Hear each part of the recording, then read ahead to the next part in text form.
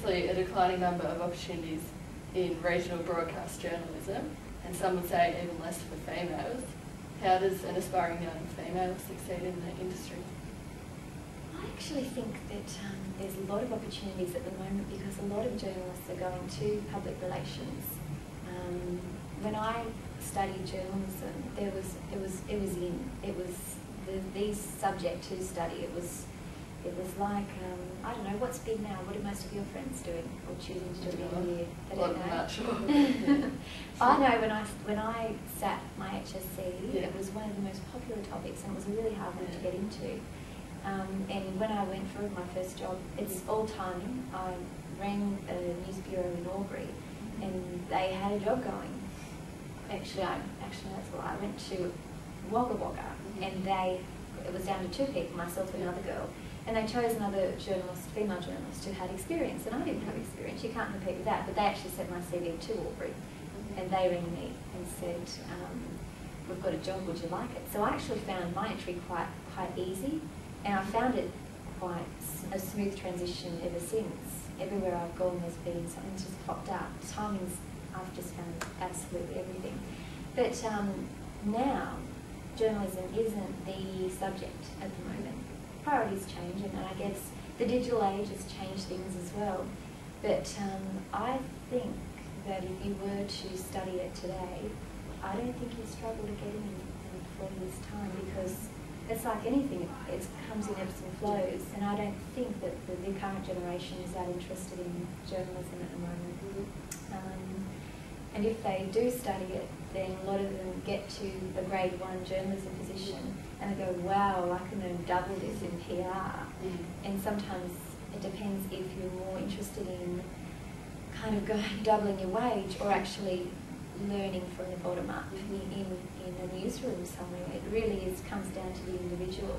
But to be honest with you, I can only speak from my own experiences, and I've been really lucky. I've been at the right place at the right time.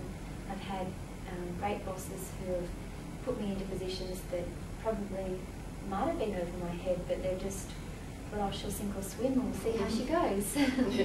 So, yeah, I know with presenters you don't see a lot of more mature presenters, you know, like the likes of Ian Henderson and obviously Peter Leonard. Peter was in his 60s.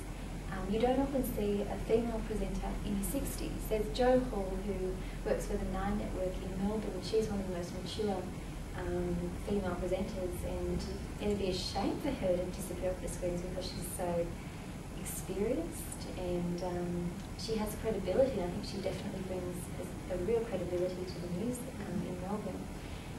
But you look around at the moment, and women do hold quite a few presenting positions. You've got Samantha Armitage at 7 in Sydney, you've got Chris Barth at 7 in Sydney, Jessica Rose, you've got obviously Lisa Wilkinson on Today Show, with 9. And they're women who I'm thinking, you know, early 40s for some of them. And I'd hate to see them disappear from our screens, but I think big media execs realise that women like to be also able to relate to women, not just men who might age and quite well on screen, but I think women can age just as well, and sometimes they get better with age. I think they do. Chris Buck looks fabulous now. Yeah. So I think everyone has to just cut their own path and see how they go. But I'm hoping that it's a rosy future for females in the industry, and that they can work well into their 60s. And Liz Hayes is another one. Not that she's 60, but she's another mature, experienced female who I hate to see gone from our screens. Are female journalists realistically given the same opportunities as their male counterparts? I know I have been. So speaking from experience again, definitely. I've had every round that they've had. I've had federal politics, the health, the courts, the police. I've been able to do everything that they've been able to do. Going back to the 60 Minutes program, we've got a balance of men and women, covering the 60-minute stories there. On the screens at the moment, I find it's quite an even balance between the young and females coming through, and definitely the more mature women as well. It's starting to balance, I think. Yeah. Definitely balance out. In her opinion piece, The Sins of Our Feminist Mothers, Virginia Hassicker claims that as a direct result of her journalism career, she's now partnerless, childless, and in a permanent state of temporariness. Can you relate to those claims at all? No. I can't. I read Virginia's book. I think I saw it a little bit differently, but in what she was saying. It's easy for a young journalist to think children later, build your career first, get to where you want to go, and then try and have your children, because it's, you know, at the back of your mind you're thinking, you know, if you're, especially like myself who's married, I guess you're thinking, well, would they keep you on if you needed to go around maternity leave and come back? And I guess that's uncharted waters for myself. But it is very simple. I think you lose time as a journalist. I've been doing it for 8 years now, and it's gone like that. And I could easily do it for another 8 years, because it's such a fast-paced world. And especially if you've had that opportunity, like Virginia has, to travel around and work in different markets. Yeah, you want to cement yourself in each market. And I've moved now quite a few times in my own career. And you'd want to cement yourself there before you even thought about, you know, settling down and having children. I'm lucky. I'm not partnerless. I have a husband, a fabulous family who don't live here, unfortunately. But that's just one of the perils of moving around for a job. I grew up in a small country town, and I can't do what I do there. So Mum and Dad always knew that we'd all have to move away.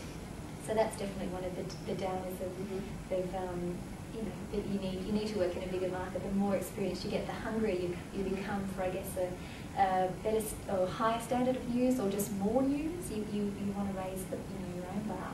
But yeah, and what was the last bit? Lost, is it? A permanent state of temporariness. Yeah, I can see why she said it, because that happens when you're constantly moving around. But I feel very much at home here in Canberra, so I guess I've been very fortunate to have found a market that I'm comfortable in, and I feel is big enough for me, and that I've got a husband that has fortunately enough moved here with me to be a part of that, because we have tag teamed a lot. You know, either he's been promoted or I've been promoted, and he's moved and I've had to move to him, or, you know, we've done it together, vice versa. He's followed me before, so we're lucky that we've landed in a market we both like.